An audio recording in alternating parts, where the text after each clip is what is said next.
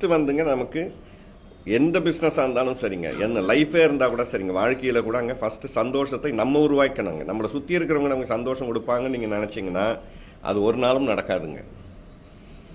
சுற்றி இருக்கிறவங்க சந்தோஷத்தை கொடுப்பாங்கன்னு நீங்கள் முடிவு பண்ணிட்டீங்கன்னா வாழ்நாள் ஃபுல்லாக நீங்கள் சந்தோஷத்தை விரும்பாத ஆளுன்னு நீங்களே முடிவு பண்ணிக்கலாங்க.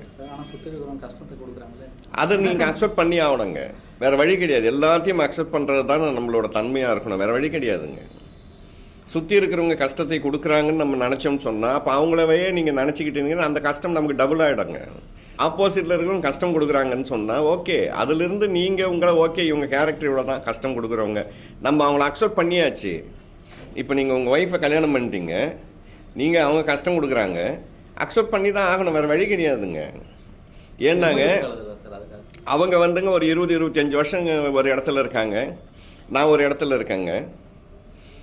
அவங்க 25 வருஷம் கழிச்சு வந்து எனக்கு தகுந்த மாதிரி அவங்க இருக்கணும்னு நினைக்கிறது வந்து என்னோட ஃபஸ்ட்டு முட்டாள் தானங்க, என்னோட ரொம்ப பெரிய எதிர்பார்ப்புங்க. புரியுதுங்களா? அவங்க தாங்க நம்மக்கிட்ட வந்திருக்காங்க, அவ்வளோதாங்க. அங்கே 25 வருஷம் இருந்தாங்க, இங்கே ஒரு 40-50 வருஷம் இருக்கு. இந்த பக்கம் இருக்க போகிற பகுதி வந்து ரொம்ப அதிகமாக இருக்குங்க. கரெக்டாக இல்லைங்களா?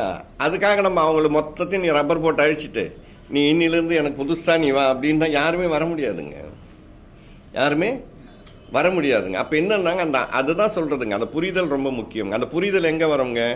ஓகே, எல்லாரோட கேரக்டரும் புரிஞ்சாச்சு, ரைட், நம்மளாக இருப்போம், அவ்வளோதாங்க.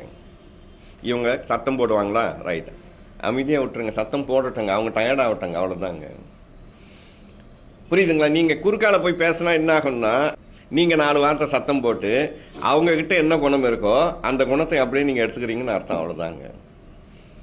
கரெக்டாக இல்லையா? அதுக்கப்புறம் வீட்டுக்கு வரதுக்கு பயமாக இருக்கும், வீட்டுக்கு போனால் சத்தம் போடுவாங்களோன்ட்டு ஏதோ ஒரு பயம் இருக்கும். அந்த பயத்தை வந்து நீங்கள் அவங்க கண்டுக்காமலே அவங்களோட கேரக்டர் அவ்வளோதான் நீங்கள் முடிவு பண்ணிட்டீங்கன்னா நீங்கள் பாட்டிக்கு ரூமுக்கு போவீங்க, அவங்க பாட்டிக்கு சத்தம் போட்டிருப்பாங்க, 4 பாத்திரத்தை கீழே போடுவாங்க, ஏதோ ஒன்று நடக்குங்க. இப்போ நீங்கள் சொன்னீங்கல்ல அவங்க கஷ்டம், நம்மளை சுற்றி இருக்கிறவங்க கஷ்டம் கொடுக்குறாங்கன்னு, அவங்கள கேட்டால் அவங்க உங்களை தான் சொல்லுவாங்க. அவங்கள கேட்டால் அவங்க என்ன சொல்லுவாங்க? அவர் கஷ்டம் கொடுக்குறாருங்க. கரெக்டாக? அப்போ ஒவ்வொருத்தரோட, அதாவது ஒவ்வொருத்தருக்கும் ஒரு நியாயம் இருக்குங்க. அவங்க நியாயத்தை பார்க்கும்போது அது கரெக்டாக இருக்கணும்.